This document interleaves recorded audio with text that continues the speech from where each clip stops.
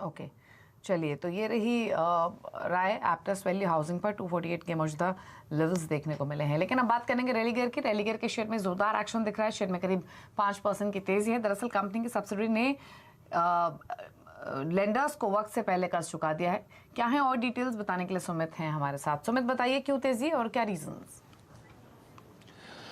देखिए, रेलिगेयर की जो आर्म है, रेलिगेयर फिनवेस्ट, वो पहले 2018 में जब मैनेजमेंट चेंज हुआ उससे पहले ये जो एसबीआई का कंसोर्शियम है वो उसके तहत एनसीएलटी में गई थी और वहाँ से जो रीपेमेंट की बातचीत है वो आते हुए दिखाई पड़ रही है। और आज कंपनी ने बात मेंशन करी कि उनका एक वन टाइम सेटलमेंट हुआ है जो कि समय से निर्धारित समय से पहले उन्होंने एक रीपेमेंट किया है।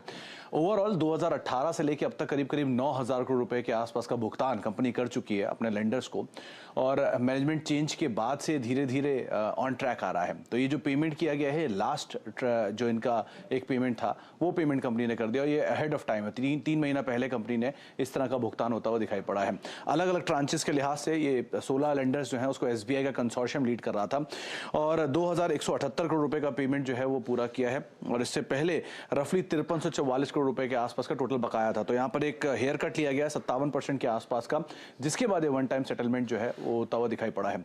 इम्प्लीकेशन कैसे हैं? इसके इम्प्लीकेशन कुछ इस तरह से रहेंगे कि जैसे ही कंपनी ने अब अपना रीपेमेंट पूरा कर दिया तो कंपनी अब एक नेक्स्ट प्रोसेस की तरफ जाते हुए दिखाई पड़ रही है। कंपनी पहले भी एमएसएमई स्पेस को लेकर काफी कामकाज करती थी, तो वापस ये रिवाइव होगी तो एमएसएमई स्पेस के ऊपर दोबारा फोकस करते हुए दिखाई पड़ेगी।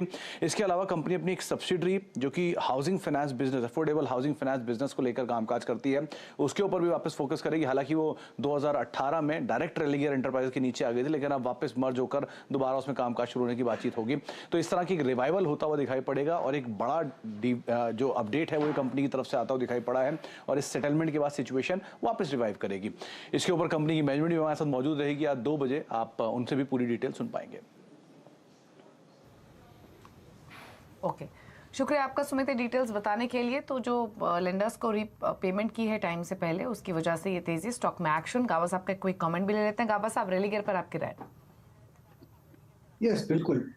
रेलिगेयर का जो चार्ट है उसके हिसाब से लगता है कि डाउटफुल है अंदर ऑपरेशन में सेलिंग है। Larger term time frame okay, 150 152 strong support zone है। स्लो मूवर है, 175 जा सकता है लेकिन उसे वक्त लगेगा।